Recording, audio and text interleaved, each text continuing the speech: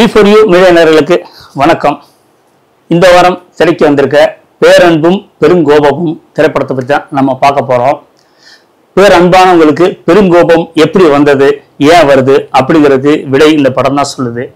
இந்த படத்தை E5 entertainment சார்பா காமாட்சி ஜெயகிருஷ்ணன் தயாரிச்சிருக்காங்க. சிவபிரகாசம் இயக்கி இருக்காரு. இசைஞானி இளையராஜா இசையமைச்சிருக்காரு. தினேஷ்குமார் கேமரா ஒர்க் பண்ணியிருக்காரு. ராமர் எடிட் பண்ணியிருக்காரு.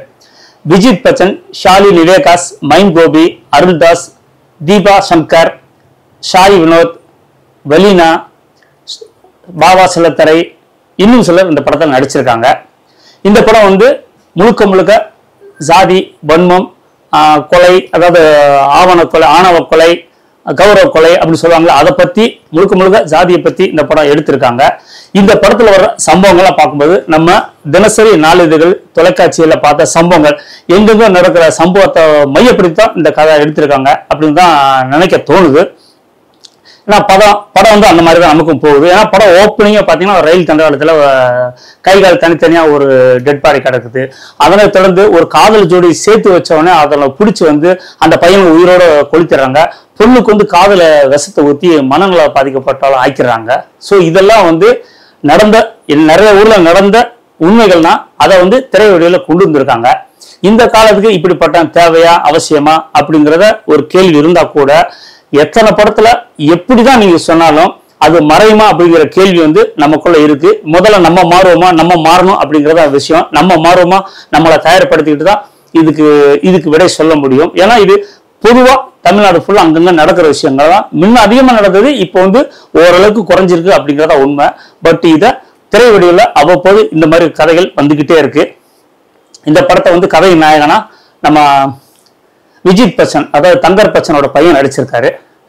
ஓரளவுக்கு பரவாயில்லாம பண்ணியிருக்காரு. இவர் தமிழ் சினிமாவில் அடுத்த கட்டத்துக்கு வருவாரா அப்படிங்கிறது கொஞ்சம் கேள்விக்குறியா தான் இருக்கு. என்ன விஷயம் கேட்டீங்கன்னா, ஆக்ஷன் காட்சி நல்லா பண்றாரு, நடிப்பு நல்லா பண்ணிருக்காரு. காதல் காட்சியில சுத்தமா அவருக்கு வரவே இல்லை. அந்த பொண்ணு காதலி கோவிச்சுட்டு போயிலும் சரி, அந்த காதலை சொல்ற காட்சியில சரி, இவரோட முகப்பாவனை அதை இந்த இளைஞர்கள் எப்படி இருப்பான். ஒரு பொண்ணு லவ் சொன்னா அப்ப அவன் எவ்வளவு குதூகலமா சந்தோஷமா இருக்கணும். அப்ப அவர் முகத்துல அந்த வெளிப்பாடு சரியா காட்டல. அதை கொஞ்சம் கவனிச்சிருந்தாருன்னா இன்னும் நல்லா வந்திருக்கும் அப்படிதான் நினைக்கிறேன். ஷாலி நிவேகாஸ் கேரளா பொண்ணா ஒரு கிறிஸ்துவ பொண்ணா நடிச்சிருக்காங்க. அந்த கேரக்டருக்கு நல்ல ஒரு பொருத்தமான முகம், ரொம்ப அழகா பண்ணியிருக்காங்க.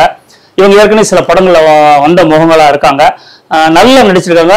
குறிப்பா அந்த ஃபயர் சர்வீஸ்க்கு, அதாவது ஃபாரஸ்ட்ல நெருப்பு வச்சிருவாங்க, நெருப்புல நடுவில் மாட்டிக்கிறாங்க. அந்த காட்சியில நடிப்பை வெளிப்படுத்தினதும் ரொம்ப, அதாவது ஒரு நிறைமாத கர்ப்பிணியா அந்த இடத்துல நடிப்பை வெளிப்படுத்தினதும் ரொம்ப ரொம்ப அருமையா இருக்கு.